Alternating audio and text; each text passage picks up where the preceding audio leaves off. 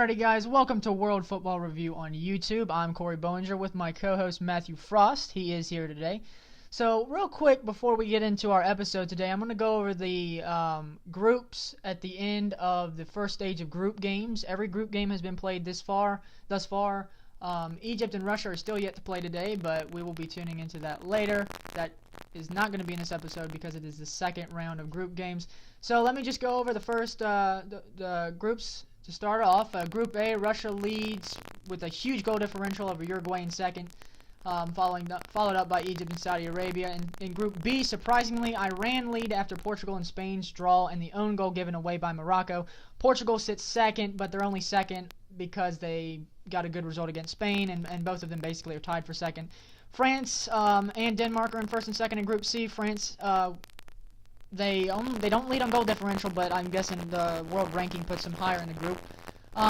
Group D, Croatia and Iceland are at the top. Croatia leads outright with a 2-goal differential, or a plus 2-goal differential over Iceland after Iceland got the tie against Argentina. Argentina technically is tied with Iceland for second. In Group E, another surprise, Serbia leads after their win against Costa Rica. Costa Rica sits bottom of the group, Brazil's in second, and Switzerland's in third. Technically, those two teams are tied for second, Switzerland and Brazil. Surprisingly, Group F, Sweden and Mexico are at the top. Both of them have had a goal differential of +1, and both won their first games, so technically they're both tied for first. And technically, South Korea and Germany are both tied for second at this point, but that's just not how it will work out at the end. Group G is the only group that we are looking at that we both suspected would go this way. Belgium and England both win their first games the way we expected it to go. Belgium has an outright lead with a +3 goal differential, England with a +1 goal differential. And Group H, which just wrapped up, we just finished watching the Poland-Senegal game, surprisingly is complete opposite of what we projected, because Japan sits top along with Senegal in second. Both of them have a +1 goal differential, and Colombia and Poland both have a -1 goal differential. So what we're going to get in here today, what we're going to do here today is we're going to start off with our notable scores. Starting off, we'll go with Russia and Saudi Arabia. It's obviously considered a huge score line because of a 5-0 goal differential. How do you feel about that, Matthew? First game of the World Cup started off with a very, very big surprise. Russia with a 5-0 win. I mean, even in friendlies, Germany couldn't do what Russia did. Home crowd behind them. Just 2 goals in extra time, very surprising. Gonna help them in case they tie with Uruguay or Egypt. Well, Saudi Arabia's defense in that game clearly was just appalling, especially on the second goal by Cherry Show. I think they gave up after it was 3-0 in extra time. Well, Russia with the crowd behind them, and then you realize that Saudi Arabia most likely realizes they're going to lose after that because they're just not a very strong team. They don't have much of an attack either, so. Agreed. All right, moving on to our second notable result of the first week of games is Spain and Portugal. This easily could have been a tie all the way through, but an own goal by Morocco gives Iran an early lead. But I still expect Portugal and Spain to bounce back. There's no way that one of those two teams are going to fall out and Iran's getting through. I just don't see it. Well, it could happen. I still think Morocco has something in them to get points from one of these two teams. They should have got points against Iran, but completely blew it on that own goal. But no, I think Spain will easily top the group. I mean, Portugal, Ronaldo is really the reason they won that game, so let's just be completely honest with each other about that. Spain would probably top the group, Portugal go in second, so. I still feel Spain is the strongest strongest team in this group. I mean, if it wasn't for David De Gea's very, very costly mistake, this group would be very different at the moment. Spain would be up top with Iran, Portugal would be down with Morocco, but this is the way it turned out, so we'll go with it. David De Gea, better get his game together, or Spain are in trouble. He's a better club goalie than a national team goalie. We're starting to see. Spanish fans have already wanted him to be replaced. Well, then again, these big tournaments always, there's a lot of hype surrounding them, and it's the biggest tournament on earth. So you could see why there may be some nerves, especially in the first game against Ronaldo. So, moving on to our third notable game of the first round of group games, we have France and Australia. All right, Australia. That team came out swinging. If it wasn't for a very, very well-placed ball by Paul Pogba, we'd be talking about this group different also. That ball barely crossed the line, gave them the win, so a win is a win. But this group could also turn out very differently. France did not come to play. Australia did, and it just didn't work out for them. Well, I just saw something the other day that I didn't know this. I thought the goal was going to be credited to Paul Pogba, but it's actually credited as an own goal because apparently there was a deflection from Australia that sent it across the line into the air over the goalkeeper instead of Paul Pogba scoring it. So I'm not going to give any credit to Paul Pogba, nor am I going to give any credit to France. It was a lucky win. They shouldn't have won, and I'm still not sold on the PK for Griezmann. But that's another topic for another day, depending on how this group ends up. So personally, I think deflections should count. It should still count as goals as the person who shot out. I mean, depending on the deflection, I don't think they should be own goals most of the time. Well, the way FIFA looks at it is the way if the ball is deflected and let's just say Paul Pogba hits it and it's not going on target and then it's deflected and it goes on target, they will give the goal as an own goal. So, all right. I don't know. I that's the way FIFA does it, and hopefully for Paul Pogba's sake, he actually scores goals legitimately instead of getting a lucky, deflection. And I don't know. Let's just say that France was an underperforming side. Australia was overperforming. So we'll see how it goes for both teams. In Group D, there was another team just like moving on. Argentina did not come to play. Iceland did, and this one turned out to more Iceland's favor with a 1-1 draw. Croatia took care of Nigeria pretty easily, 2-0 win. Now they're at top of the group. Well, let's be honest. Argentina underperformed by a long shot. Messi underperformed by a long shot, and I know that Messi, and personally, we'll get into this real quick because it's quite the topic. Messi is expected to do everything for that team. If he doesn't, he's not the greatest in the world. That's the way that a lot of people look at it, and that's just not the way it should be.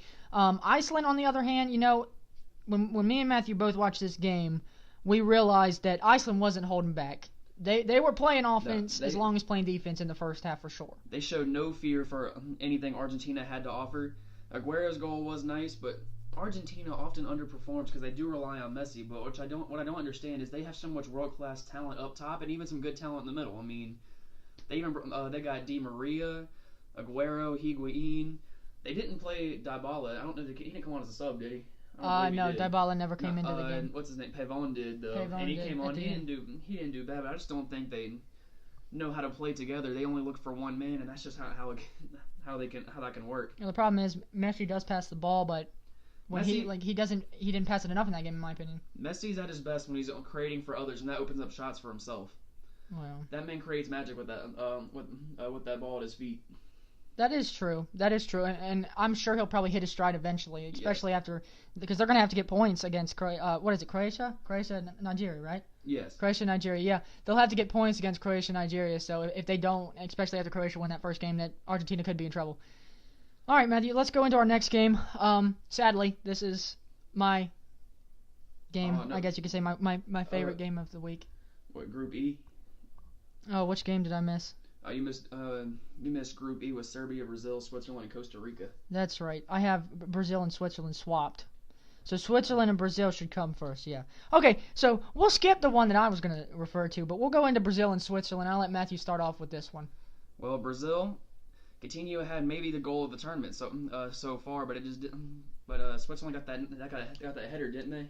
Switzerland's header, and I don't care what anybody says. There was a push there. There was a slight push. You put your hands on somebody's back when you're trying to jump in the air. That's natural. Miranda is a big dude. Zuber is a small guy. Zuber was jumping. Miranda wasn't. It's not a PK. You can't complain about VAR in that situation when it's specifically clear that VAR is in the game. They reviewed it. I'm sure they did because they always review goal-scoring opportunities and goals in general. There is no way that you can say that Miranda got pushed by a tiny guy like Zuber. There's just no way. Yeah. I don't see that as I don't see that as an impeding of a player. It's not an impede. It's a goal. It's a goal. End of story. Yeah. It's a goal. I agree. And Brazil, at the end of the day, should have taken care of business a lot sooner than they did. They never came. They should have scored more. One goal is not what these players should be doing. I really think Brazil is just out there trying to put on a show instead of going out there and take care of business.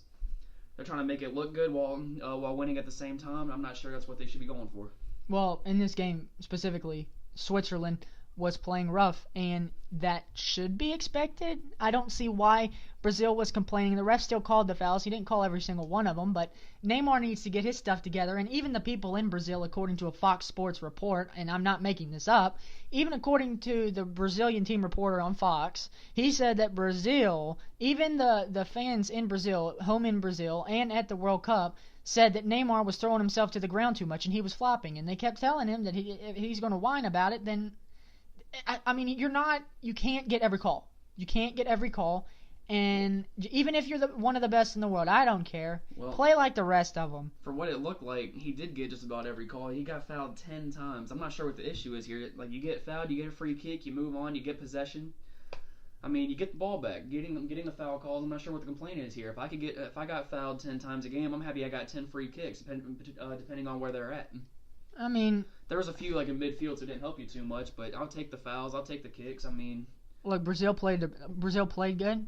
They didn't play the best, and I'm telling you right now, if they played more as a team, it's kind of like they have such a great attacking core. You got Coutinho, Jesus, Willian, Firmino on the bench. You had Douglas Costa on the bench who didn't even play, and then you have Neymar. The thing with that group of players is they haven't learned how to play together yet. And the problem is they keep relying on Neymar. So I kind of see the Messi thing coming here because none of these other players, if Brazil lose, just like Messi with Argentina, none of them are going to be blamed for it. It will be blamed specifically on Neymar and Tite, who's the coach. That's the way I look at it. That's just the way it's going to be.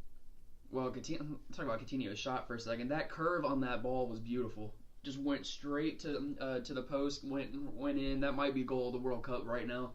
I'd say probably. Well, Cheryshev has a case also for that for hitting on the outside of the foot. Outside the foot with his left foot, but let's be honest, it's against Saudi Arabia, and it was late in the game, and Saudi Arabia didn't care. The reason that he probably scored that is because that defense wasn't even playing at the end of the game, nor were they playing most of the game. Let's be honest. They started off the game, and once Russia scored, that defense just fell apart. But no, I would agree that Coutinho's goal is the best of the World Cup so far. Maybe Dries Mertens. But that's the only other one. Mertens did have a nice goal. But moving on to Group F, with a very big surprise, Mexico with a shocking 1-0 win over Germany. Thoughts on that one? I don't want to give my thoughts on this because everybody that knows me knows that Germany, ever since I'm going to give my sob story here, okay? I have the right for this because this is the only time that I can actually allow other people to hear me. Because Matthew's heard me. I have 2 friends that have heard me. My girlfriend has heard me. All this stuff about, Mexico, blah, blah, blah, blah. Let's just be honest. I'm going to let everybody in on a little secret. We played like crap. It was terrible. Germany has not lost their first group stage game in a World Cup since 1982. That's 36 years, okay? 36. The counterattack screwed y'all in that first half. Y'all couldn't get back. Kimmich was playing all the way up with y'all strikers. Well, Germany got it wrong tactically. From what I was told in the German media, Joachim Löw thought that Brazil would pressure the center of the field. That's why we played. Oh, sorry, Mexico. Yeah, I'm in my feelings right now. You know how it goes. Joachim Löw thought that Mexico would pressure the center of the field, so that's why we had Khedira and Kroos where they were. He didn't expect. Because Germany always pushes up their wingbacks. Kimmich and, surprisingly, Plattenhardt for that game. Because Hector was sick. But Germany always pushes their wingbacks up. And that's expected. But they were farther up than expected. Farther than usual. And that hurt us. And Kimmich was caught out of his position multiple times. And if you didn't notice, that Hirving Lozano goal was scored on the side of the field that Kimmich was on. Which we'll get into that later. Because I have my own little rant I'm going to go off on Kimmich. But Matthew doesn't agree with me with that. But let's just put it this way. Germany have to beat Sweden or they're done. Simple as that. This is a World Cup winning team. 8 starters in the game against Mexico. 8 of the starters were World Cup champions from 2014, which was the exact same as Spain in 2014, and they went out in the group. Well, y'all just didn't play well. It wasn't a good game. Y'all held possession. You passed a lot. Just couldn't find any opportunities. Couldn't even get the ball in the box there for a long while. Mexico pulled their defense back towards the end of the game, and just nothing could be done. Germany will have to get it right tactically against Sweden. If they don't, they're done. Sweden and Korea went about just about as expected. Well, a nice 1-0 win. Yeah. let's be honest. Sweden is a defensive team. They'll play that against Germany. Maybe counterattack a couple times, and hopefully they won't get a goal. But no, Sweden and Korea was a decent game. I wouldn't say it was really good. Korea could have got a point out of that, and it was easily a penalty. So Sweden, yes, it was quite pathetic on Korea's part that they would give away a penalty like that to lose that game. So. All right, Group G, the only group that probably turned out the way most people would expect. Yeah. Belgium, England, then Tunisia and Panama. Belgium is one of the only big teams out there in this tournament that went out there against a subpar opponent and took care of business. A 3-0 win, exactly how it should have been. Most of these other teams in the World Cup have not taken care of the team in front of them, so I'm giving them credit for that. Lukaku with the brace. England almost had a scare against Tunisia. Harry Kane put it away though. He saved England's butts from a tie. Well, the Brits have a tendency to leave it late for one, and two, they have quite the tendency, even if they have tons of chances, to screw up. And Tunisia made, and I will not lie, there was a penalty shout for England that they should have had, and there were a couple other opportunities that they should have scored. Harry Kane was being held a little bit there, but it was a PK. Let's just be honest. And I don't like to admit that. Obviously, I don't like England in soccer. I just don't. But Tunisia was caught sleeping at the last second, literally like the last freaking second. It shouldn't have come down to the last second. No, Tunisia shouldn't have been in that game in the first place. Harry Kane put them ahead, and they should have kept attacking from that point on. They got complacent. Yeah. They didn't keep coming at them. Tunisia shouldn't even have scored in the first place. I agree. That's why I say Belgium's the only one that took care of the team in front of them in the way they should have. They didn't allow Panama to score. They held possession. De Bruyne was his usual self. Just the way it was. See, I unfortunately was not able to watch the Belgium game, so I saw the goals, but that's about it. I don't really know how Belgium played in that game. I would assume, from what I've seen, obviously a 3-0 scoreline was really good, but I mean, for heaven's sake, they played probably, in my opinion, just personally my opinion, the worst team in the tournament. I'm not saying Panama's a great team, but I think Saudi Arabia is easily worse, and Russia did the same thing to them. That's a good point. I think that Saudi Arabia is bad. Yes. Very bad, actually. They are very, very bad. But regardless, France should have taken care of their team more than they did. Argentina should have beaten Iceland, but Messi got his penalty saved by a part-time film director. Yeah. And the right back, what does he do? Like works with salt. Your guess is as good as mine. I just know the goalkeeper's a part-time film director. Yeah. So we'll just have to see how the rest of this plays out. All right, last Group H. This one is like the complete opposite from how I had it panning out. Well, we didn't have we're going to talk about both games in this because I didn't have it written down for Poland and Senegal, but we should talk about both games here. So let's start off with Japan and Colombia. Yes. You go first. All right, Japan and Colombia. How about Colombia's handball? You can't have your hands away from your body to stop a clear goal-scoring chance. May I just say that was 2 minutes in? 2 minutes in, just so we all know that was 2 minutes in. 2 minutes into the game. That should have been 1-0, and if I was Colombia, I'd take it because down 1-0 with 11 guys is better than down 1-0 with 10 guys. Well, no, let's be honest, okay? Me and Matthew both have a friend, and I'm going to assume he's going to listen to this podcast. But Matthew and I both have a Colombian friend, and we have a group chat that involves all of us, especially for this World Cup, because we have a friend that's in the group chat, and he is named Hunter. He's for the United States because he really doesn't have any bloodline to anywhere else. He literally lives and dies and breathes for America. My bloodline goes to Germany, Jonathan's goes to Colombia, and Matthew over here goes to Belgium, even though his bloodline doesn't go there, but I'll give him the benefit of the doubt. I'm still a Belgian fan. Okay, but either way, okay, so our friend Jonathan was watching this game, and I will say that I've probably never seen the poor guy be so upset in his life, and I know his pain. Obviously, the loss to Mexico killed me on the inside, literally. I'm telling you right now, Sunday was the worst possible day for me.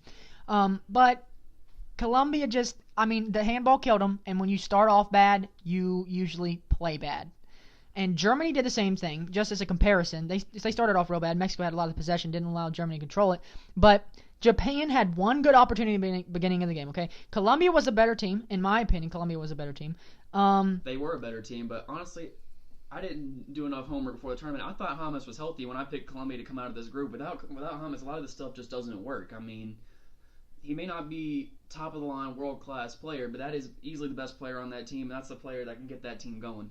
Formation-wise, it does depend. It does depend formation-wise if Hamas is in the game. How about the questionable decision to take out Cuadrado? I mean, you got to do something because you've lost. They were playing. I assume from what I saw when they brought Barrios in that they were playing a more central attack, which technically you kind of need to bring. You can't be too far out wide because they didn't have the attack. And even in the 80-some minute, Colombia didn't have. They only had 2 players in the attack in half, just 2. And there was one that was up top and there was one in the center, and that is it. And the rest of them were playing defense. There should have been more urgency from Colombia. And I will say this. I mean, I still think Colombia was the better team, but I will say this, and I have a feeling you'll probably agree with me on this, is that the goal that Colombia scored was not a free kick to begin with. It was both of them looking up in the air to go for the ball, Agreed. And the ref blew it could have gone either way. If you're going to call a foul at all, you can't give that to Colombia, in my opinion, because Falcao is he's basically undercutting the Japan defender. So just personally, the goal shouldn't have even the opportunity to score that free kick shouldn't even have happened. Watching that free kick, I 100% agree because it'd have been different if someone was looking down or running at somebody. Both of them are looking up, not looking at each other, and they go up for it, and they both fall. I don't see where the foul was. I think he should have kept playing through it. But, it all worked out for Japan in the end because they got the win. That's all that matters.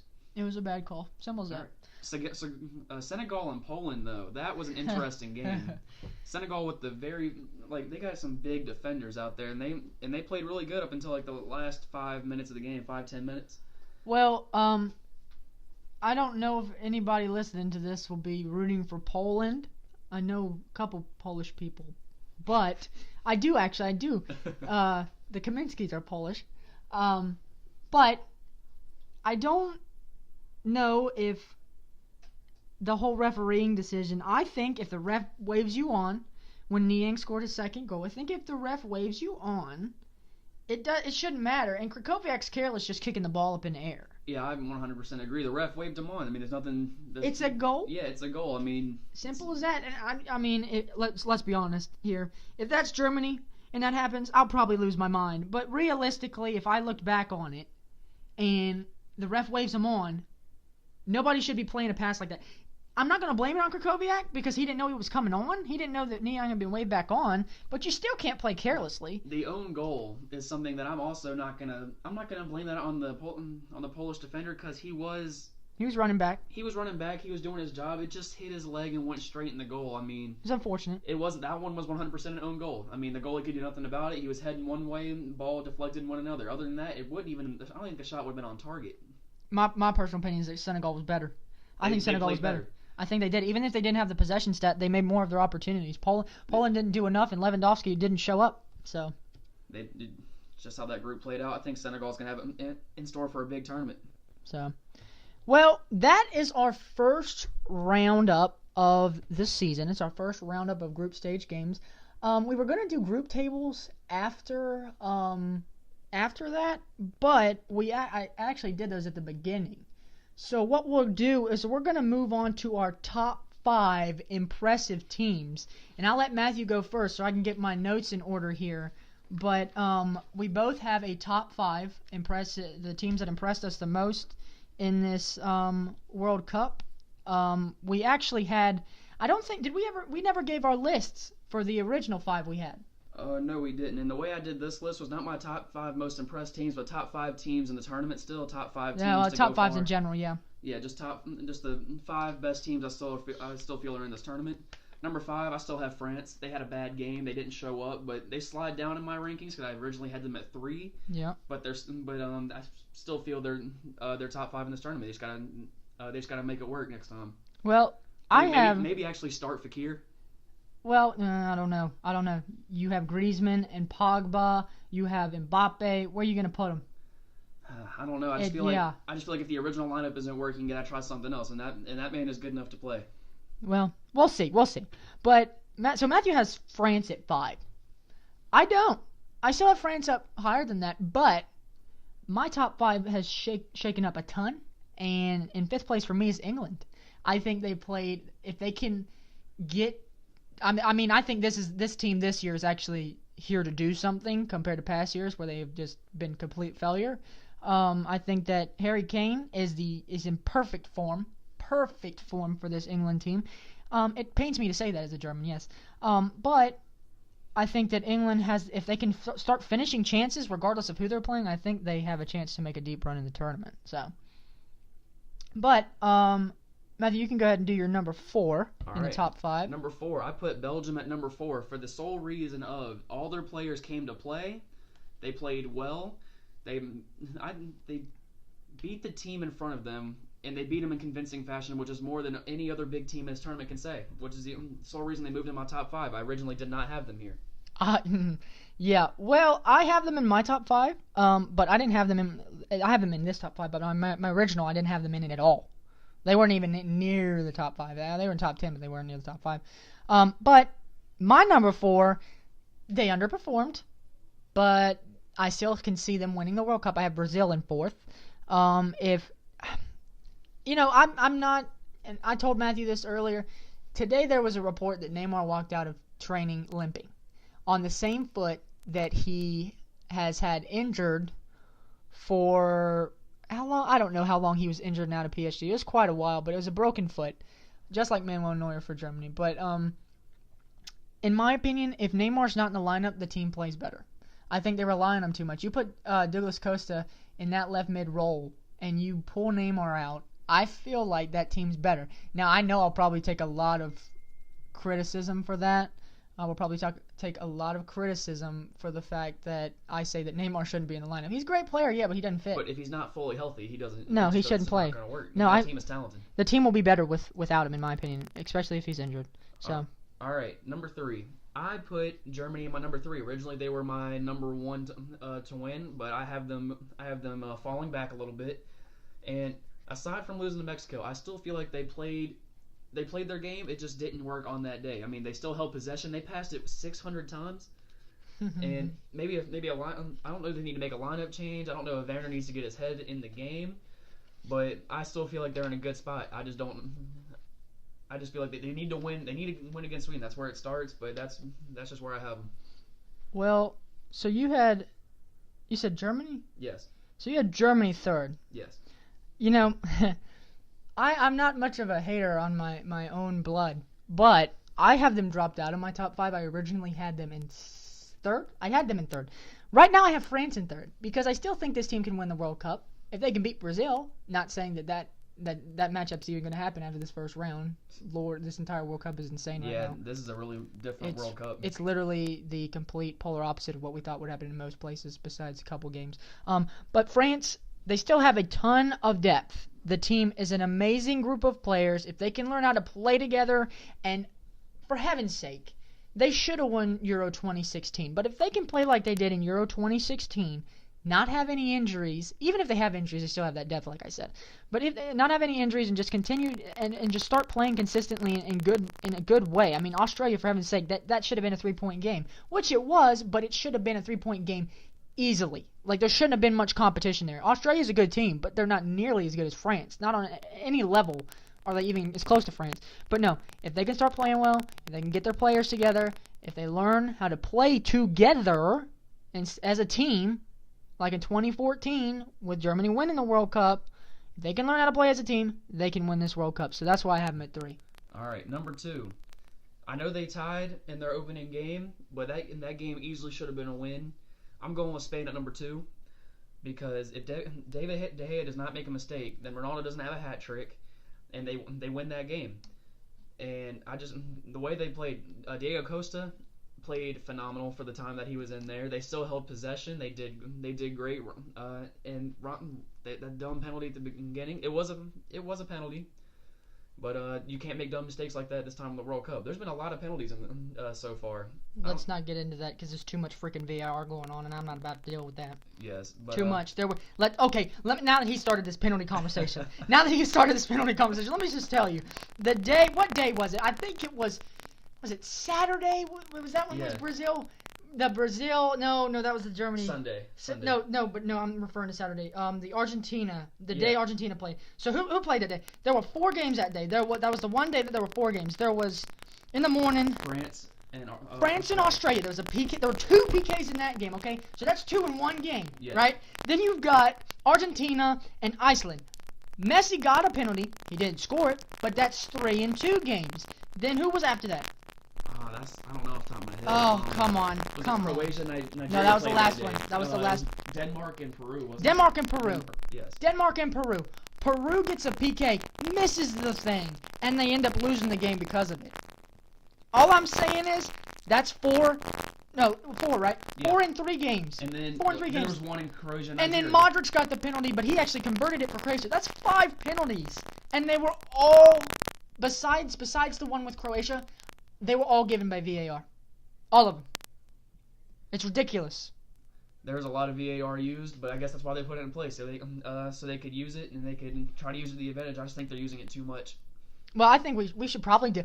I didn't think about this. We were going to do some other news or World Cup news after this entire episode at the very end. Well, let's discuss VAR then, because I Okay. feel like it would be a good Yes. topic for the both of us to talk All about. right. Number 2 for you. Number 2, I'm actually going to agree with you. I have Spain there as well. Our first match. I think this is the first time we've agreed on something when it comes to this World Cup. I mean, when it comes to seeding of teams, we agree on a lot of things, but we also differentiate on a lot of things. But no, if Spain, Spain's going to win out in this group. Iran got lucky, and Morocco's a good team, but they're not on the same level as Spain. The only reason Portugal won is because of Ronaldo.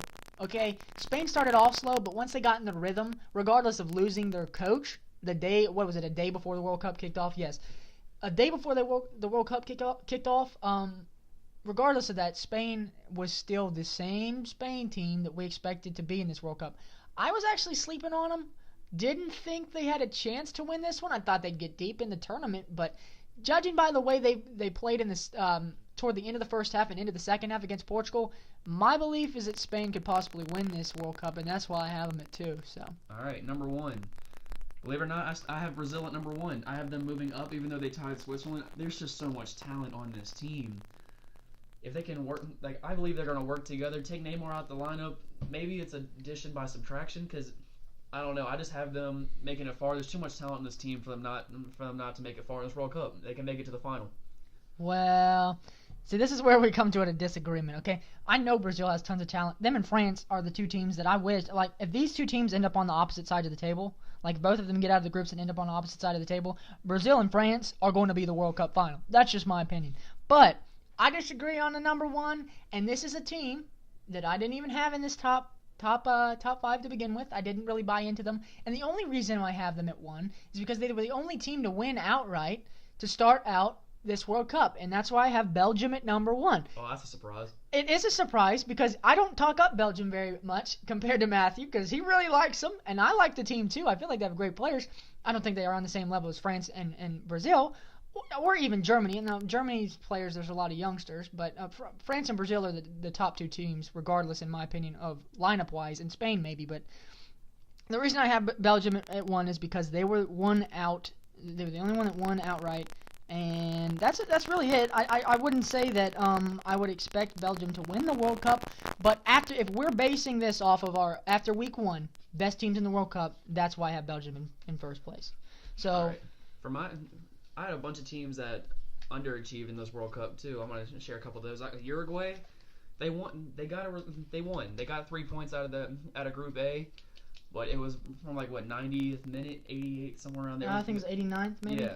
Right on the verge of the 90th. A very late header against a Egypt team who didn't even have Mo Salah, didn't have their best player, and Egypt couldn't get anything going that entire game. I mean, Suarez missed a bunch of easy shots. Cavani hit the crossbar. Maybe it was a bad game, but I just didn't have a good feeling about Uruguay. So that was your first underachieving side? Yes. Did you start with your third one? I did start with my third. Your third one? Well, Yes. that's impressive because we're on the same page there. I have Uruguay as an underperformer. You're playing Egypt. Egypt needs a point. You know that. Egypt gets a point and they beat Russia. They're going to beat Saudi Arabia. They're through. Simple as that. I still think they made a mistake not playing Mo Salah, though. I mean, put him in as a sub, and then maybe he gets you a goal. But I agree with you. I think they really just thought they could get a point without him. Maybe move on, play him in the next game.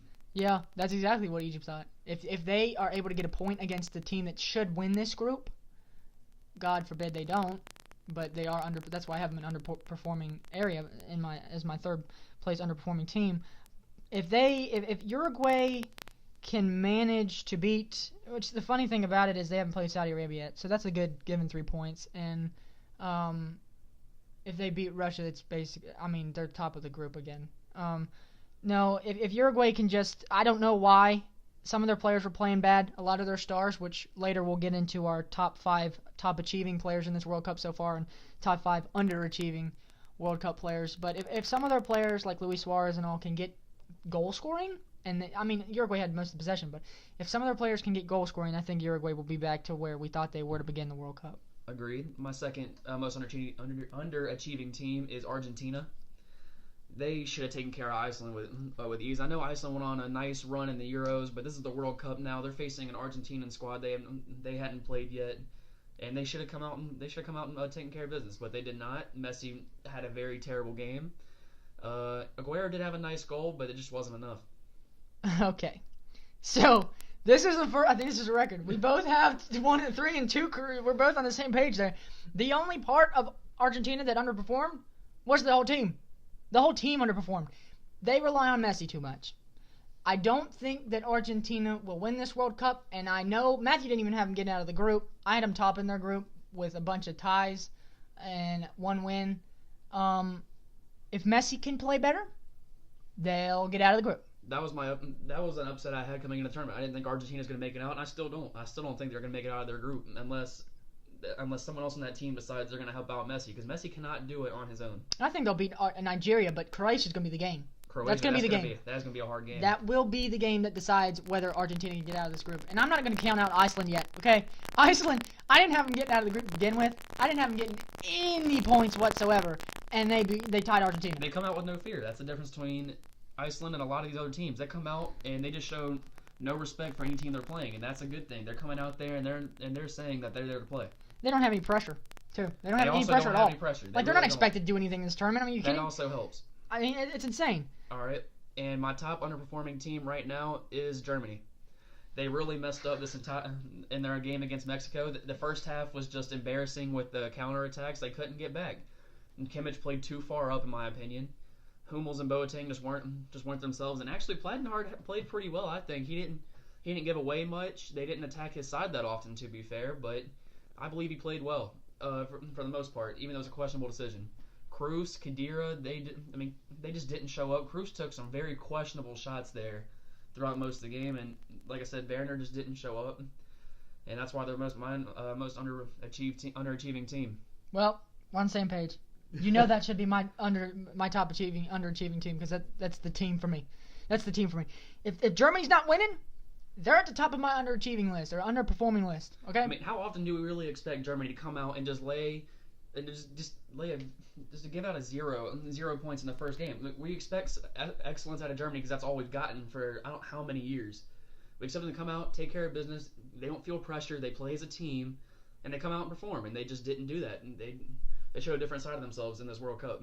Defensively, let me get into this. I still have them as my third team in the world, third best team, because I believe they will put it together, but they just did not start off very hot. I'm not buying it. I'm not buying them getting. I just can't. Like, Sweden knows what they have to do.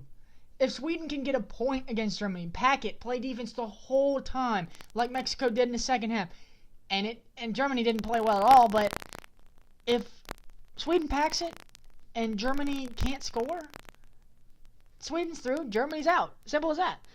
One other thing that I will say is defensively, Germany was terrible against Mexico.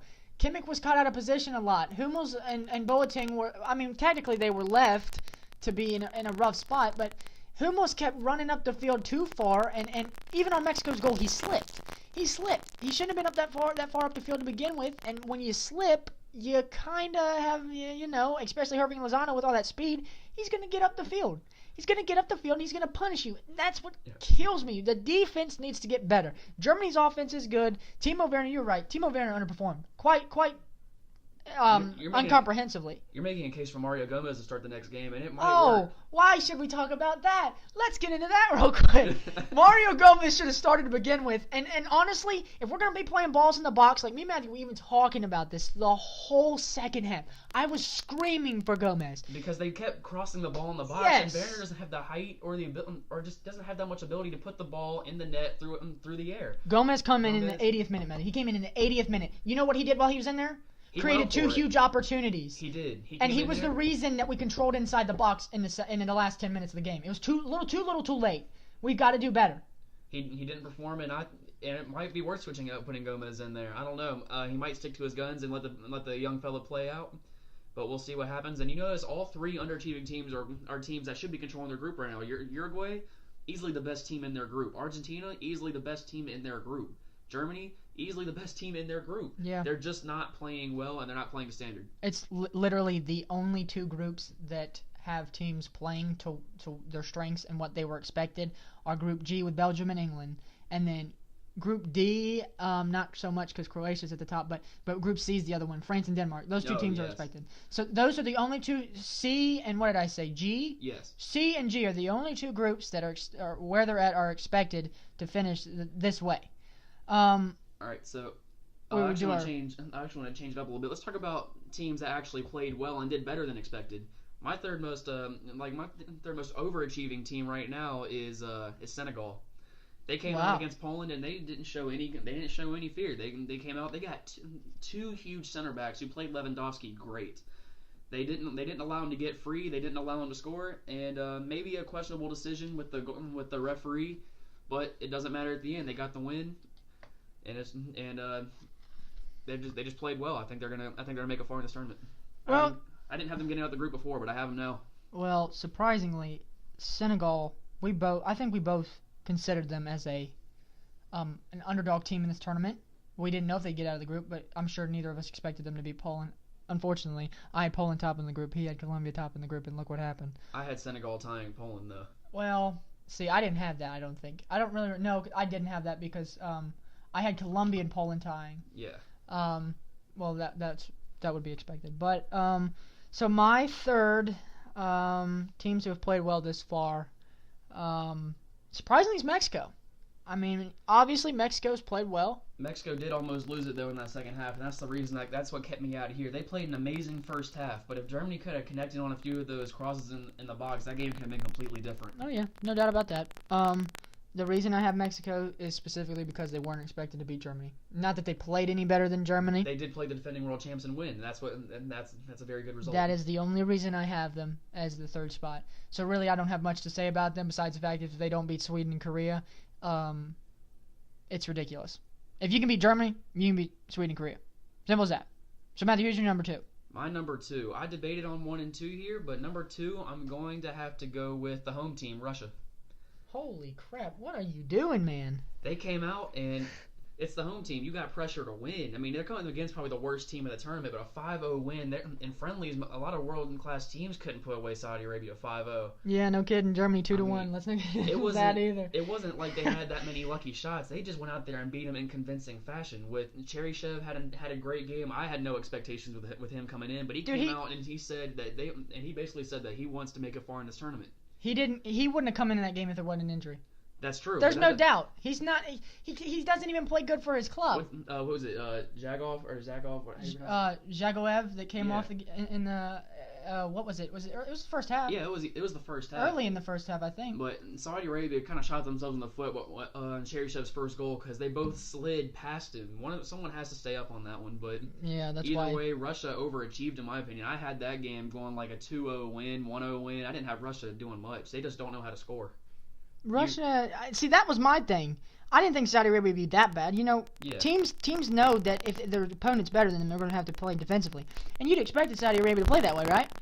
I mean, I would expect Saudi Arabia to play good, like pack the defense and play well, because they didn't have any opportunities on the offensive end. I wouldn't have expected they'd give away 5. That was... Yeah, no. They would have not given away 5 if they didn't turn off after the first 2 goals. Now, I think about extra time they kind of just let it happen. Whatever happened. But 5-0 win is all that matters. And if they tie Egypt, that 5-0 is going to come back and help them. Well, let's be honest. If they tie Egypt, they're through basically because pretty much, yes. I mean, they'll play Uruguay, but with the fact that you're on 4 points and you know that you have to play Uruguay last, you know you can play defense and just get through. That's true. Because Saudi Arabia ain't getting through. I mean, you know, if Egypt, and I know I'm kind of going off topic here for a second, but if Egypt do beat, if they do beat Russia, it's a whole new ball game. That is because very true. Egypt, it's basically guaranteed they're going to beat Saudi Arabia. No disrespect to Saudi Arabia. They're just not that good a team. They're just not, and for Russia to be ranked lower than in FIFA's rankings is appalling because Yes. you get beat 5-0 and you're only three spots different, and Russia's considered lower? Are you serious? They just have more talent based on name value than Saudi Arabia has. Well, Saudi, let's be honest, neither of us, live in the United States, and no matter how much we play FIFA, we don't really play with Saudi players, and we don't know much about them. We do know the Russians because this is a team that we've seen play before. Golarov, Kokorin didn't even play. Smolov had a very bad game, but it didn't matter. Well, yeah. Wait, Smolov scored a goal, right? I don't think he did. Smolov came off, and Zhuba, or however you say his name, yeah, scored that goal as soon as he came on. That's right. All right, well, who do you got number 2? Let me get back onto my topic here. Who do I have as my number 2 team that's played well this far, or has played as overachieved than others?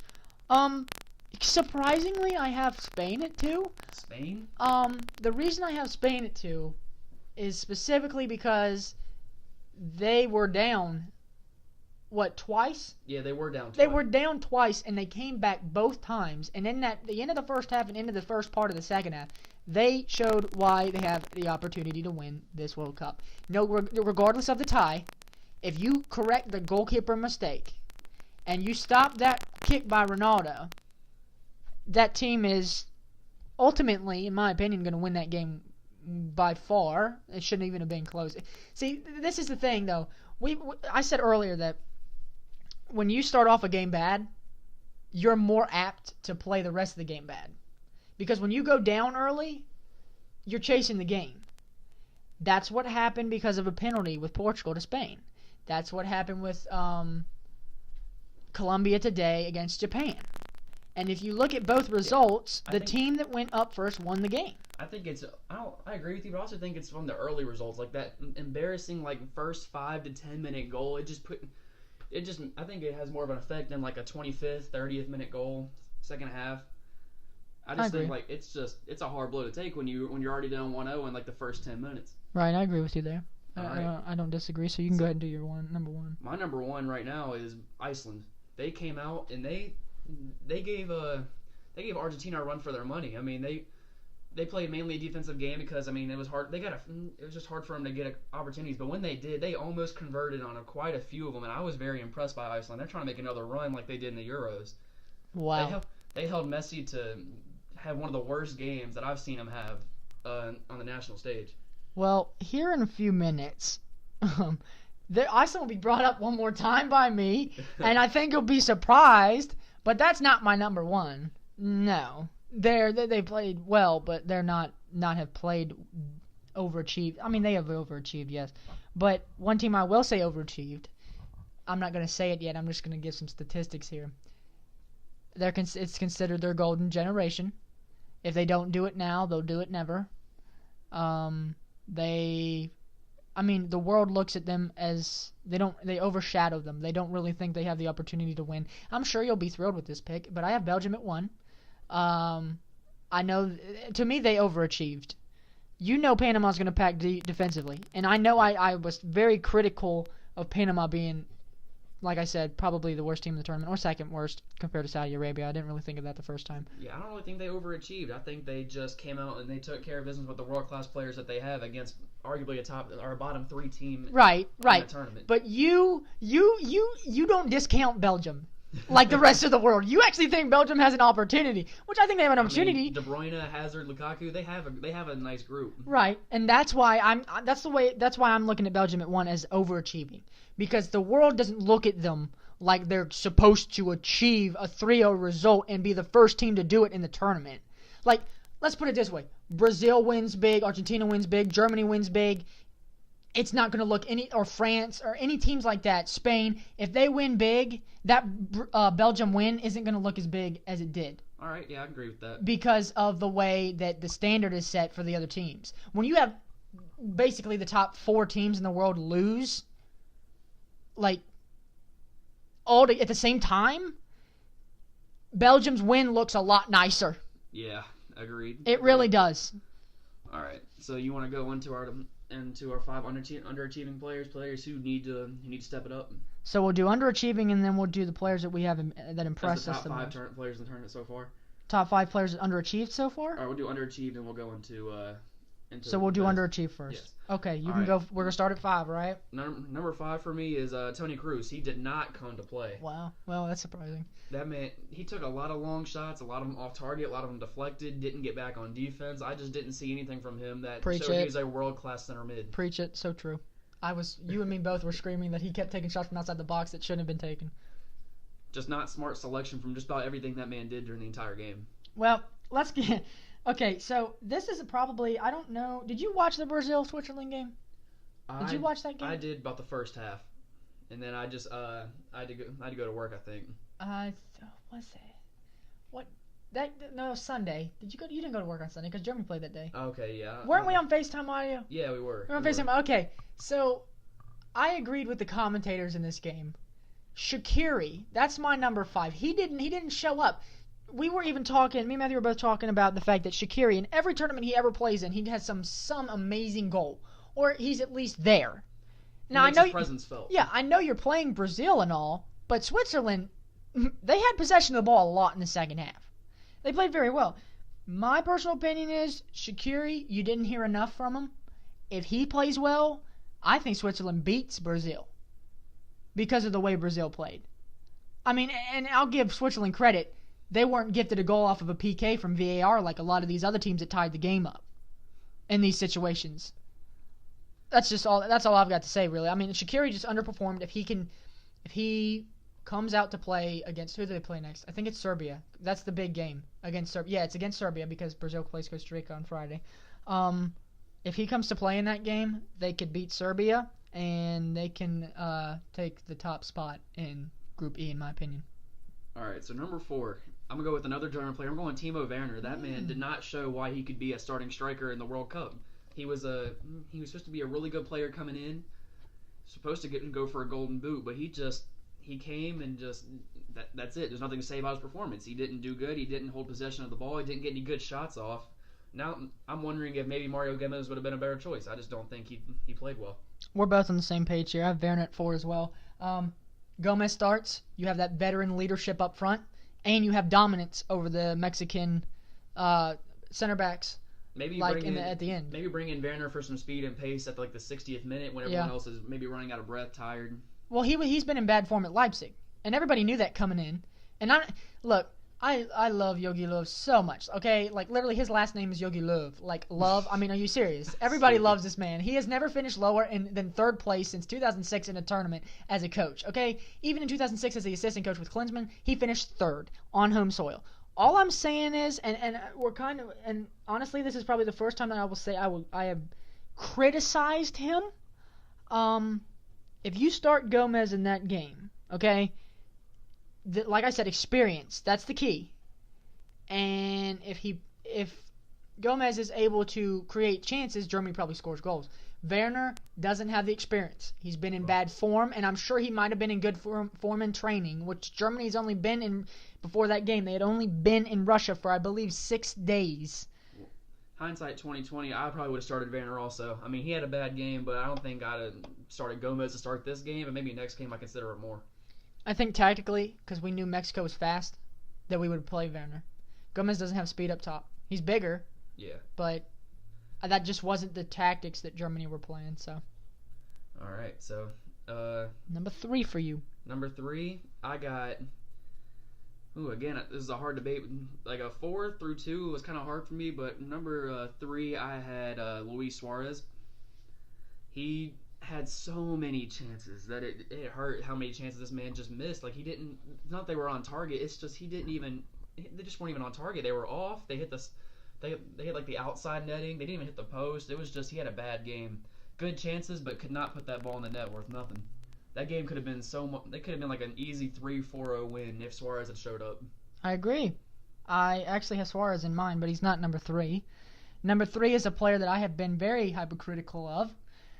He's also another German player, and I don't think Matthew agrees with me on this, but I have Joshua Kimmich in 3rd.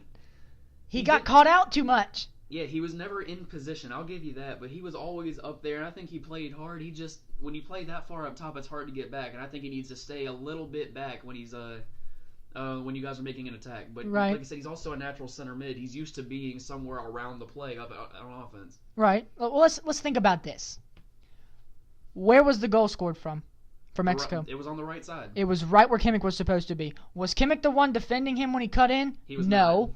Who was defending him? Our attacking mid, Ozil.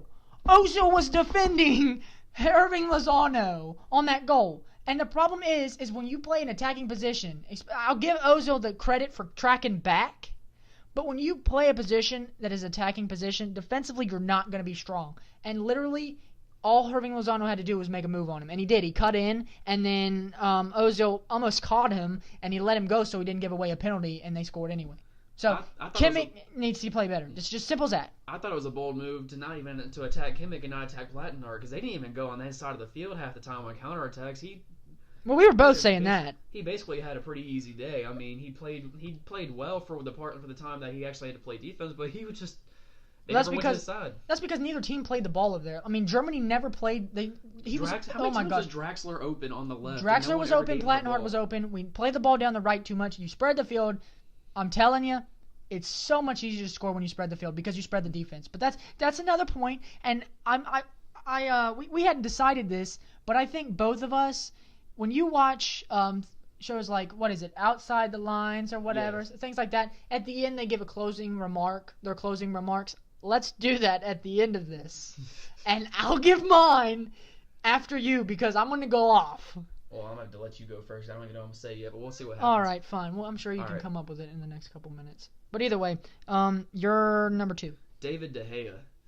Man, could Spain and Portugal have been so much different? I mean, I'm not going to blame him on the penalty. It's hard to stop a penalty. That's not what I'm arguing here. It's that second goal where it just hit him right in like the left hand and rolled behind him.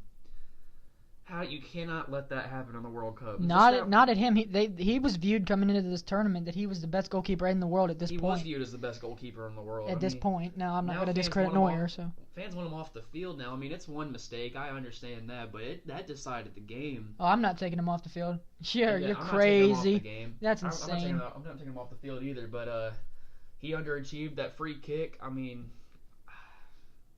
it happens. It was the first game. It happens. I think he'll come back and play better, but he definitely underachieved. He didn't play well. And I agree. It cost him. It got him a point. Now who knows what Spain's going to do?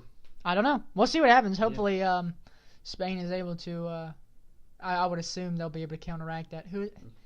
I don't even know. I think it's Iran that they play. Yeah. I think it's Iran. It is Iran. I think it is. If it is Iran, yeah, they'll be able to counteract that, especially with the way they played against Portugal. Number 2. My number 2. You already listed this player, and I honestly forgot about David De Gea when I was putting this together, so I would have put it in my top 5, but I didn't remember him at the time. But at number 2, you already stated him. He was your number 3, I believe, Luis Suarez. Totally agree. I think you summed it up well. If he finishes the chances that he takes, he had 2 really, really, really good chances, basically right at point-blank range in front of the goalkeeper. 1, he didn't even get out from his feet, and 2, he got out and completely missed, like just totally was way off. That I have a very profound hate for Luis Suarez, because of the way he plays. I don't like dirty players, but yeah, he's an underperformer. If he starts scoring, Uruguay should be in a better spot and definitely top Group A. So my number 1 is probably the most obvious choice for number 1, Messi. Wow, could I have guessed that? I bet you can't guess who my number 1 is. Well, I mean, first Messi though, that man, he just didn't. He had so many chances. He took a lot of shots, but a lot of them were just deflected because they weren't even good shots. Well, my number 1 is Messi too. So let's just have a conversation about him while we're here. Yes. He took too many touches. Yeah. He kept trying to weave around the edge of the box, and Iceland, give credit to Iceland, they marked him well, and they were there, but he kept trying to weave his way around, and he kept taking too many touches, and then when he would take too many touches, he would lose the ball. Can I just personally say that I'm against Messi taking penalties? I have not liked him taking penalties in the past. I believe that should go to Aguero. Messi misses too many penalties. What is he, 70? He's made 76, but missed 24. Missed 24, 26, one of the two. I'm not real sure what it is. He's missed 24. I'd give it to Aguero, or maybe even Higuain if he's in the game. He came in late, I believe. Yeah, he did come in late.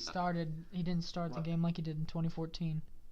I mean, Messi's, I get it, best player in the team, best player in the world, top 2, wherever you want to put him, top 3.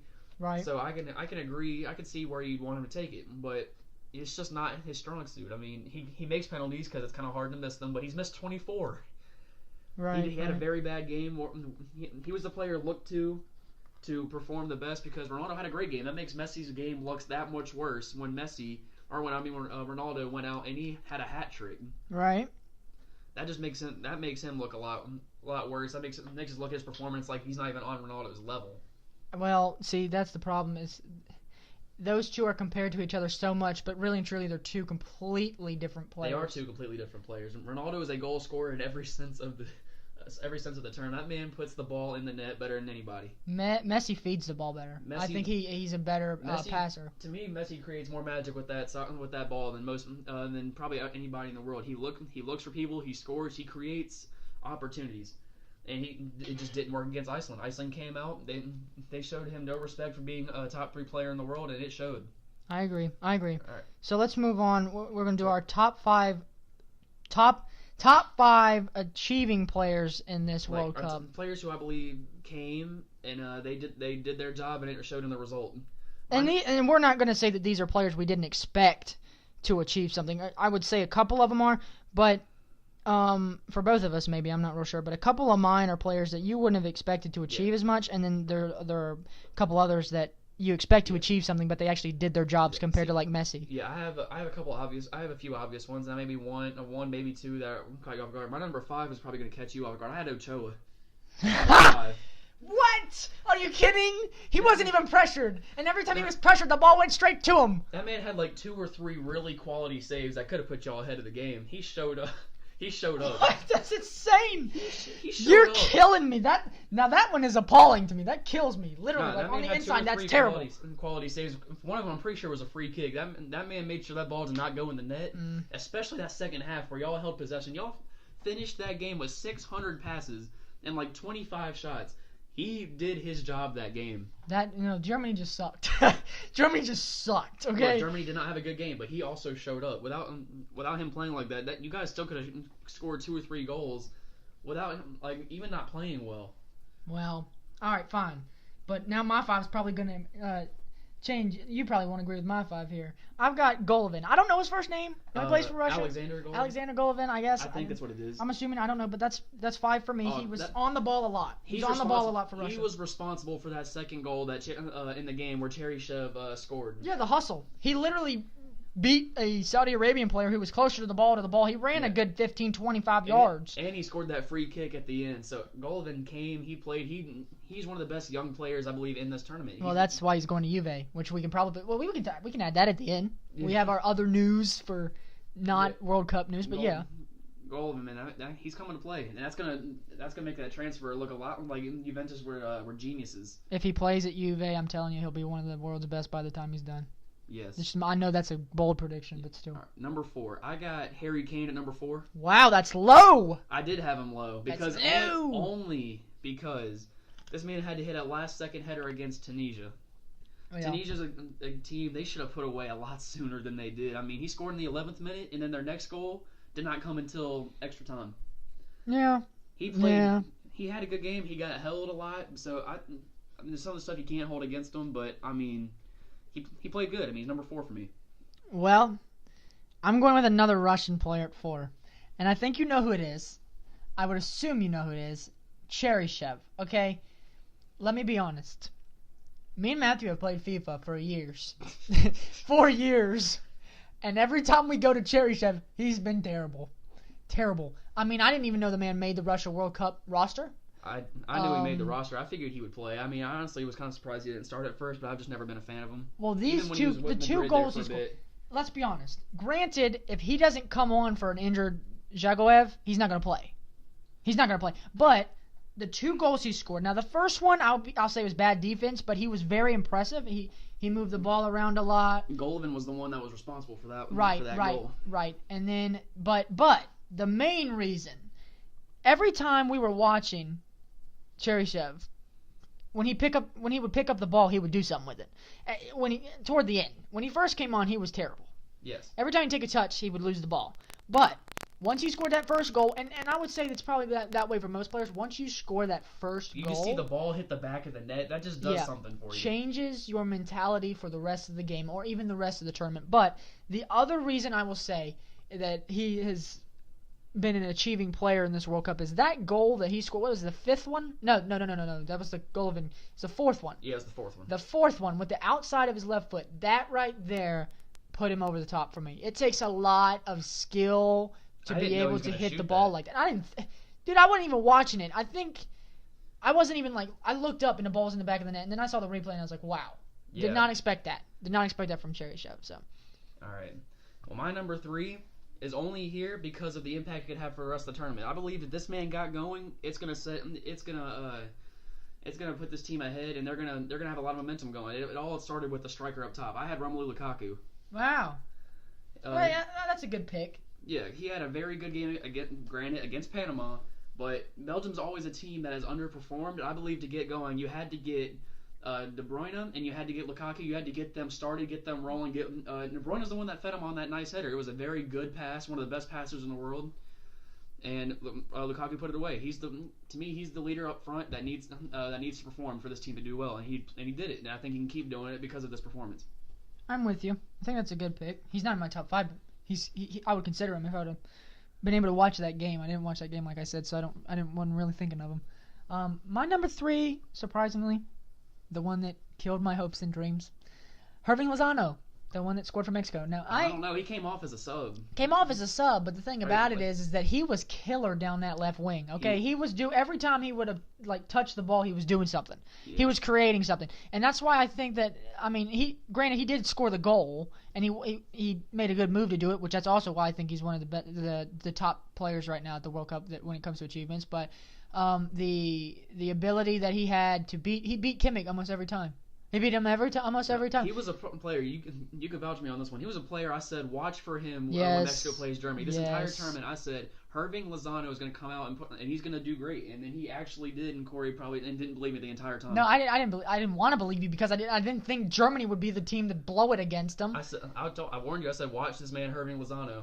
I will give you that. You're not lying. He ain't lying. He's honest. He was talking about him several days and a couple weeks. I think he said a couple things several weeks in advance about Lozano. So no, he's telling the truth. And I will give you the benefit of the doubt and say that you were right. Now that's just after the first round of group stage games. I'm assuming he'll probably be good against Sweden and Korea because if he was good against Germany, he'll be good against those two. So. Yeah. But you see, Sweden and Korea can correct their mistakes after they saw the way Germany played against them. So. They could. So. All right, my number 2, right? Yeah. Yes. I got Diego Costa. He came out. He scored. He's the reason Spain was in that game for a large portion of it. You can say he fouled. He fouled him. You can say he fouled him. The goal shouldn't have counted. It didn't get called. There's a foul. But the amount of finesse that man used. To get that shot off and around, what was it? I can't remember the goalie's name. Rui Patricio. Yeah, whatever. Patricio. Yeah. Rui Patricio. I can't remember the goalie's name, but that's him. That man had a lot of finesse put on that ball to put that in the back of the net. He scored twice. He's the reason Spain tied that game, even though I believe they should have won, and he played great. Despite the foul, I agree with you. Just because he was taking on 2 defenders with no help. And he still put it past the goalkeeper. Which, let me just be honest with you. There was a foul, and if you add Pepe back in that combination, there's no way against 3 that he scores that goal. That's just my opinion. Either way, we'll move to 2 for me. My number 2 is Cristiano Ronaldo. Number 2? Yes. And my 1, you had my 1 on yours. We'll talk about that in a minute.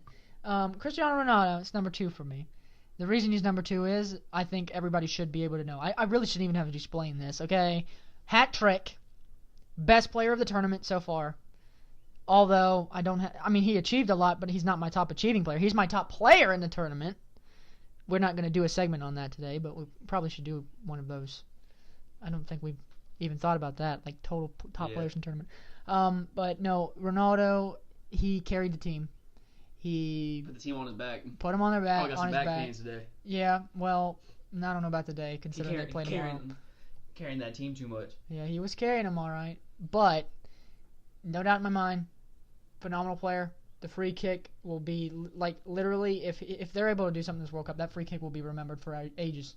That free kick was great. I'll probably remember it for a long time too, just because even if he doesn't do anything. I mean, it's just a brilliant free kick, and oh my gosh, perfect timing. Yes. Perfect time. Either way, well, he was just phenomenal. I'll go and say my number one was Ronaldo because he came out against Spain, who I believe had the top 2, maybe best defense in this World Cup, and made them look like they're high schoolers. He came out, hat trick, great shots. He just did what he always does. He goes out there, he performs, and that's why he's my number 1. I don't have him at 1. I have a player who had it 1 named Harry Kane. I have him at 1 specifically because when Spurs were playing in the Premier League at the end of the season, he wasn't in good form, and nobody knew how he would come into this World Cup. He was named team captain at his age, very young, and they had plenty of players that have more veteran experience than him. 2 goals yesterday, and he could have had plenty more. He was just extremely impressive. He was there. He was everywhere. He created almost all the opportunities. For a striker, that's insane. He created a lot of opportunities. He's usually the one supposed to finish them, which he finished 2 of them, but he did create a lot of them too. No, but Harry Kane was, in my opinion, he made more of an impact for England yesterday, even when his goal came, than Ronaldo. Now, I would say they're probably very close. I kind of don't know if what I just said. I didn't think that through really. I really would say that Ronaldo's was extremely impactful for what he did, but if you think about it, Harry Kane saved England yesterday. He did save them. He's the reason that they got 3 points. Yeah, he prevented that tie. So that's all I've got to say. So. Next, I just want to say one team I think will actually go pretty far in this tournament. What is it? Your sleeper pick? Is this your sleeper pick? My I got a sleeper pick, and I got convinced watching them play Poland. I think Senegal with their 2 center backs on defense, those 2 massive men. See, I thought about that. I believe Mane's going to lead that team. I think they can, like Ghana did in 2010, where if it wasn't for Suarez's handball, they could have made it to the semis. Well, I believe Senegal can make it to the quarterfinals. Maybe even shock a team and go to the semis. We'll see how that goes. It depends on where they finish in that table. It does. If they get out of that group. I don't know about semis, but I believe a quarterfinal is definitely not out of the question for the Senegal team. Well, let's just So if we had the groups, the way the groups are now, if the players advanced based off of the groups right now, who would Senegal play? They finished second in H. I don't have my thing. I don't have it up. Well, they're tied. Right now. They're tied with Japan for the top of the group. Right. So I believe they would play. Hold on. Let me pull it up. All right. If they finished second, they would play Belgium or England. In the round of 16. 2 teams that have been known to underperform. They would play England because Belgium's technically the top of that group right now off of goal differential. Either way, I think that's a good sleeper pick. I thought about them, but I was not convinced against Poland just because their first goal was a deflection, and the second one was a player being waved on that they didn't even know that was coming on, which is still a goal. Don't care what anybody says, it's still a goal. Still fair enough because the referee called him on. My sleeper pick, and you're going to call me crazy, because they've been a sleeper before, and they got deep in the tournament. Well, then again, they played England and all. I have Iceland. Iceland. Both of us had Iceland going out of this World Cup on 0 points, finishing dead last. I didn't think they would recreate anything for this World Cup. Oh, I didn't think I did either. I thought that they would just have that one opportunity in Euro, one hit wonder basically against Euro. That's a different pick. The reason I pick Iceland is the other 2 teams they have to play is Nigeria and Croatia, okay? Nigeria is so young. They're the youngest team in the tournament. I just think it's going to be hard for them to they have to win a game to make it through, and that's going to be hard for them to do. Right. But if we watch the way they pressed Argentina... They put a lot of pressure on them. They them. pressed Argentina the whole game until the end because they were so tired at the end. But if they can get a goal early and continue to press, against Nigeria especially, if they can get 3 points against Nigeria, they have an opportunity. Croatia, if they can get 3 points against Nigeria, they already have a point, right? Yeah. So if they get 3 against Nigeria, that puts them on 4. Croatia's on 3. Let's say Argentina beats Croatia. That's 3, 3, and 4. That means Iceland leads at the end of day 2, at the end of Group 2, or the second round of group stage games. All they would have to do, Matthew, is get a point against Croatia. Group D was that one group where neither of us could decide how it's going to go because all 4 teams are just... Argentina's obviously the team that has the most talent, but it's the team I felt would have underachieved the most. And then Croatia, Nigeria, and Iceland, that was hard for me to pick. I debated that for a while. Iceland is going. Bold prediction here. Iceland, if they beat Nigeria, are getting out of the group. If they beat them. If they tie them, oh, God, it's about to get real. Because Argentina and Croatia, that result's going to depend, too. That's going to be a crazy result. That's going to be a really good game. Some other stuff I want to talk about. How about Mo Salah against Russia? I mean, this dude has to perform, or Egypt is not even getting out. If they can't beat Russia, there's no possible way they're getting out of this group. I agree with you, and if Egypt could have tied Uruguay, then maybe I'd be convinced otherwise. But Egypt couldn't get a result against Uruguay because Uruguay they had so many chances. Egypt couldn't press anybody. They didn't have enough. You didn't know this. When we started this segment, I didn't have the game up. Oh, I've noticed. I have the game up now, and I guess you can see it.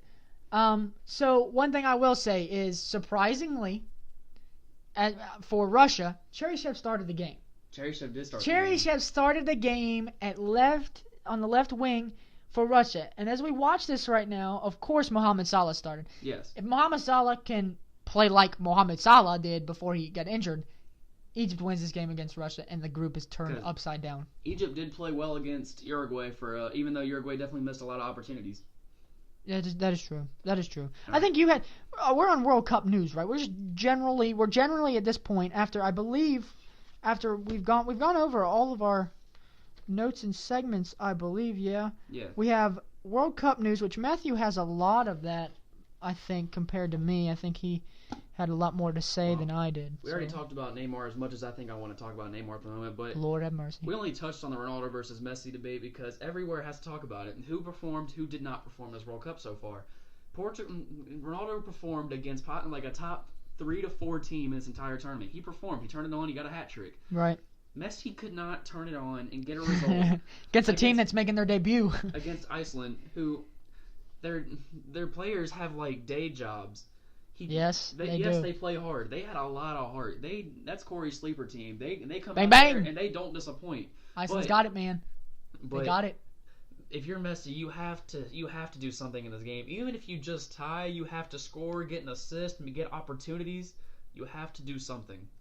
Ronaldo, he is putting this team on his back, and he's trying to make a far run in this tournament. That's what's different. He took his team and tied Spain.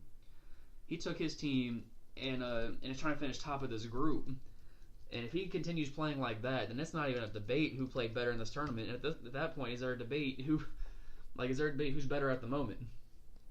Is it because if Ronaldo keeps playing like this, and he's better than Messi at the moment? Well, let me ask you this, because I think you know on my opinion, but I'll give it in a minute. Who's better, Ronaldo or Messi? All time, Messi. I believe he does. I agree. He does more. Ronaldo's better goal scorer, but Messi just does more with that ball than Ronaldo does. Messi is better than Ronaldo. Ronaldo scores goals. Yes. He's a great goal scorer. All-time goal scorer. Messi is just an all-around better player. He's just a better player all around. He does more than Ronaldo, in my opinion. Ronaldo scores, but it doesn't matter if you score goals. If your team wins the game, that's all that matters. And if you're a part of it, that's what matters the most. Messi's the most part of his teams, and who's won more league trophies? Barcelona's won more league trophies, haven't they? Not Champions League, just like actual La Liga trophies. I believe Messi has the advantage there. When the two of them recently, it's Barcelona definitely has the outright lead on that, but yes. Champions League recently, Real Madrid and Ronaldo have been better.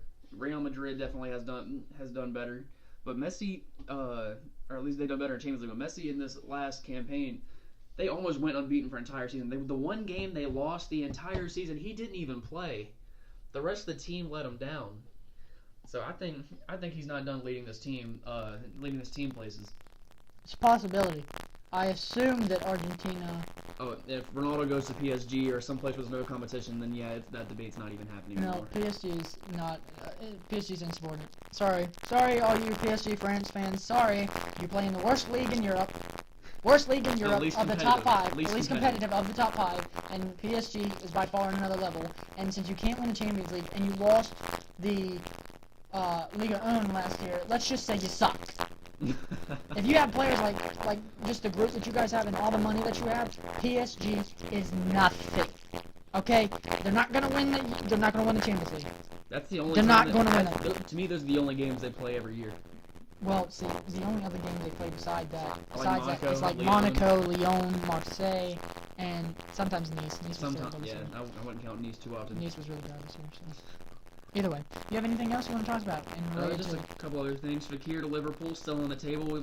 That might be less competition for PSG now. I mean, Fakir leaves, and then now that's just an easier road for PSG to get back on top. Milinkovic Savic, though, his transfer situation, it did come out that he was going to was it Barcelona? They've said all kinds of things. They Yeah, said Man United, they said Juve, they said Barca. I think Barca is officially the team that he may have gone to, or they said he's going to, but he came and denied all of that, so who knows where he's going to go. His dad said he should go to Juve. I am personally a Man United fan, so, that's where I want him to go. Yeah. But, I mean, Lazio really don't have to sell him, but I guess he's going to leave regardless. So he's going to leave. Yeah, he's going to be probably the most sought after transfer this summer. Maybe he's going to be high up on everyone's boards. Lazio can't keep him because he wants to leave. He does want to leave. That's the problem. Lazio might want to keep him, but that's not going to happen. He's going to leave. So. Yeah. Either way. Last thing I got to say is Buffon to PSG. Big mistake. I think he should have just retired. Buffon playing in another jersey just seems odd. It just seems off to me. Well. I mean, he's too old. He needs to retire. He's done. He should be done. Should be done. He won a World Cup. He won a World Cup with Italy. He never won the Champions League, sadly. Oh well. He's still a good player. He's one of the greatest goalkeepers to ever play the game. Buffon definitely should have just ended in Juve because this man is going to have to go to France now.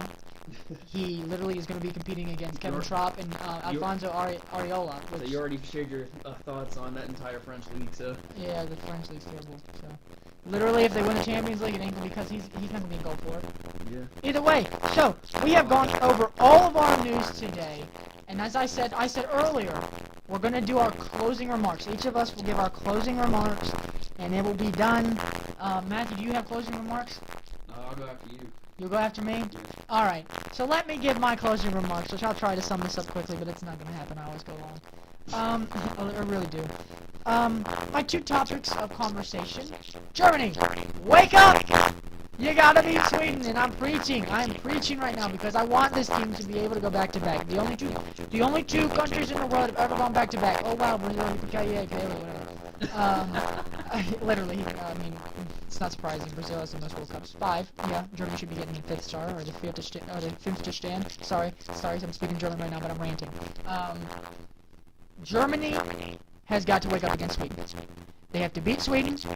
They have to beat South Korea, and still have to get a result from one of the other two teams beating Mexico to top of the group. Germany, wake up, play Gomez up top, get the defense back together, don't let Sweden hold the defense on you, do not let it counterattack. Actually have Kimmich play position. Let him play his position, and just be the team you are. You are World Cup champion. You've got me crying over here.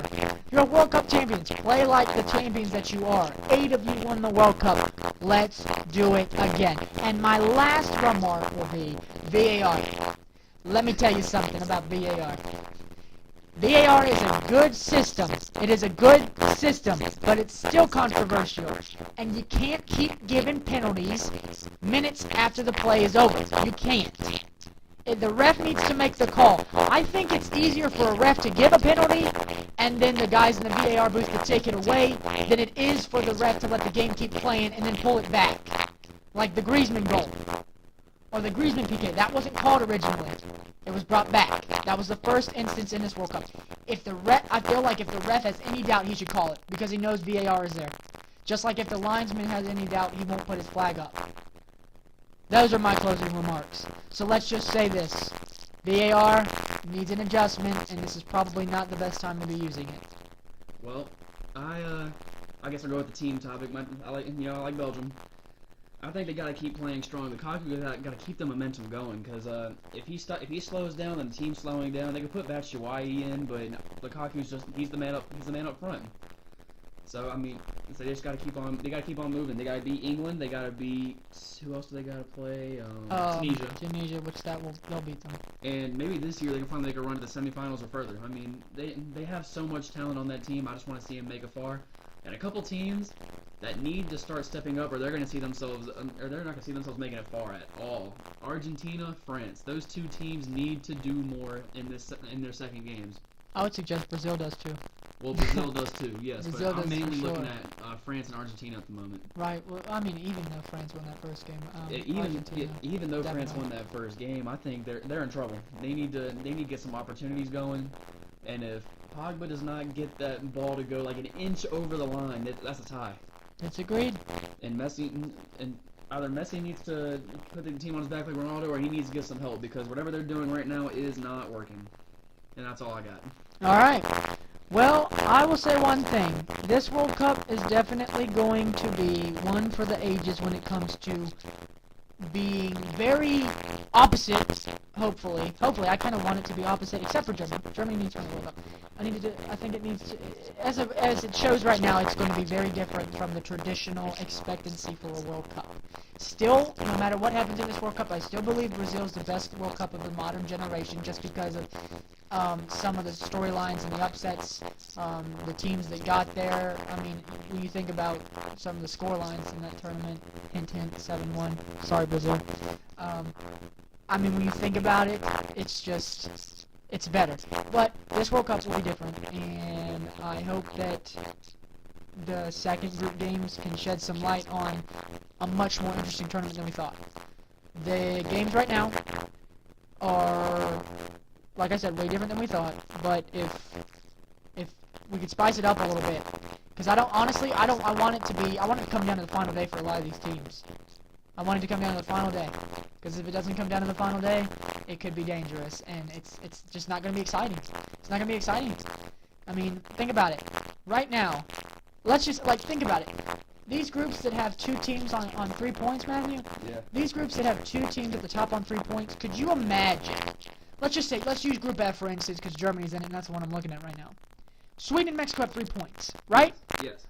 What if Germany beats Sweden and South Korea beats Mexico? They're all tied on 3. That would be So interesting. that means the final day, whoever wins their games goes through. That is what I think is interesting. And there are multiple groups that have two teams at the top on 3 points. Russia and Uruguay in Group A. You've got France and Denmark in Group C. Sweden and Mexico in Group F.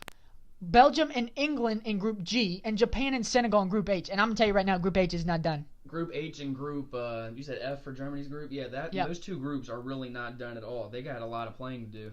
And they're toss-ups. But either way, we thank you all for tuning into this podcast. We will sum up our second round of group games in our next podcast. Thank you for tuning in. I will have the link to our Twitter in the description. I will also have several other things in relation to this video, group stage games, and please leave a comment and a like. We would much appreciate it, especially I want to hear your thoughts comment-wise on other teams in the World Cup, and give us your sleeper team for this World Cup. Even if you're a fan of them, don't be afraid to be biased. That's just how it is. Bias is okay sometimes. So please leave a comment of your sleeper team. Give us your thoughts. We appreciate you for listening to this video. Tune in for our next podcast and subscribe. Thanks, guys, and have a good one.